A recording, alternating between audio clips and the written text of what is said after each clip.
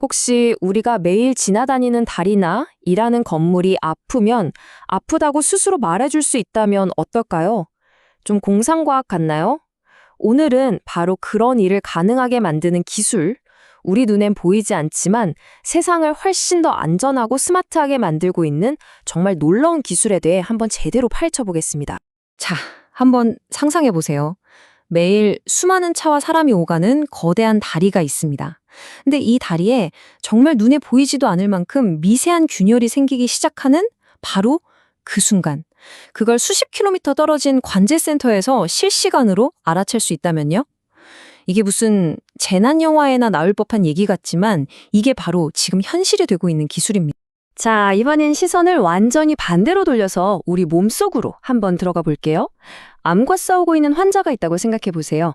치료 중에 종양의 아주 작은 부분까지 그 정확한 온도를 실시간으로 재는 겁니다. 그래서 건강한 세포는 딱 지켜주고 암세포만 정밀하게 공격하는 거죠. 이것도 그냥 상상이 아니라 지금 의료기술이 나아가고 있는 바로 그 방향입니다. 그런데요, 저 거대한 다리의 안전과 우리 몸속의 정밀한 치료, 이 전혀 다른 두 가지를 가능하게 하는 게 뭔지 아세요?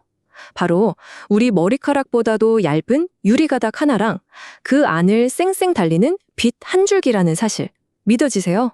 이게 바로 오늘 우리가 이야기할 기술의 핵심입니다. 그럼 먼저 이 기술이 어떻게 거대한 다리나 건물 같은 구조물에 살아있는 신경계를 심어주는지부터 한번 살펴볼게요. 지금 보시는 이 사진, 거대한 동맥처럼 쭉 뻗어나가는 LNG 파이프라인인데요. 여기에 유리로 만든 신경계를 쫙 깔아주면 이 파이프라인 전체가 압력이나 온도의 아주 작은 변화, 심지어 외부 충격까지도 스스로 느끼고 우리에게 신호를 보내줄 수 있게 되는 겁니다. 아니, 도대체 어떻게 이런 마법 같은 일이 가능한 걸까요?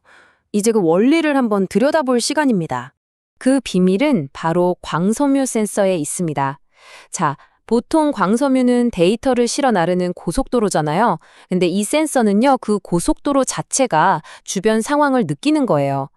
섬유를 따라 빛이 쫙 이동하다가 온도나 압력 같은 외부 자극을 딱 만나면 빛이 미세하게 변하거든요.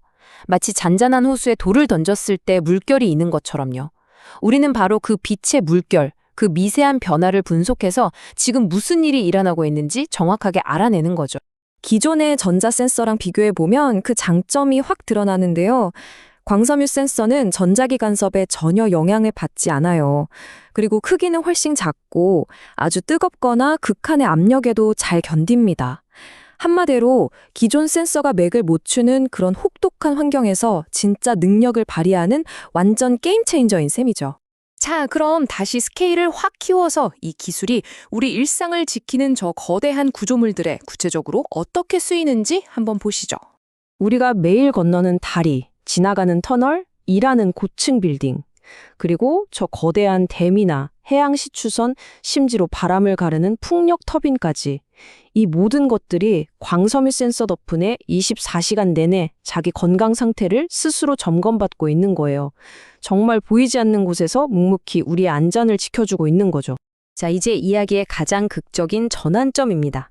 킬로미터 단위의 거대 구조물에서 이번엔 우리 몸속, 그러니까 서브 밀리미터 단위의 아주 미세한 세계로 한번 뛰어들어 보겠습니다.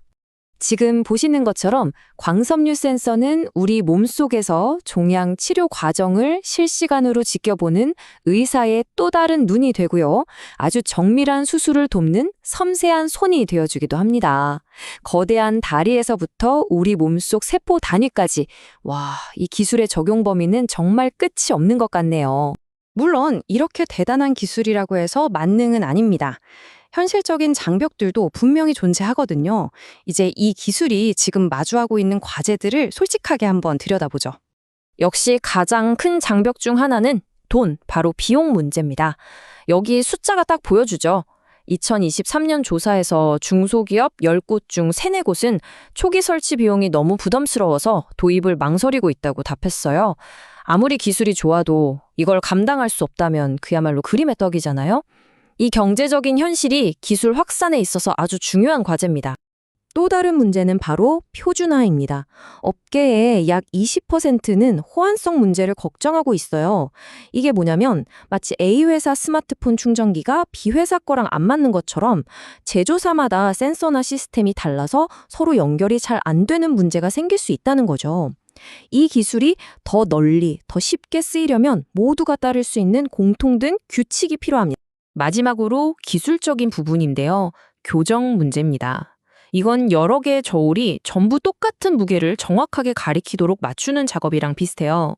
어떤 환경에 설치되던 모든 센서가 한치의 오차도 없이 똑같은 정확도를 유지하게 만드는 것. 이게 보기보다 굉장히 정교한 작업이라 업계가 계속해서 풀어야 할 숙제 중 하나입니다. 하지만 이런 과제들은 또 다른 기회가 되기도 하죠. 자, 이제 이 기술이 그려나갈 훨씬 더 희망적인 미래를 향해 한번 가볼까요?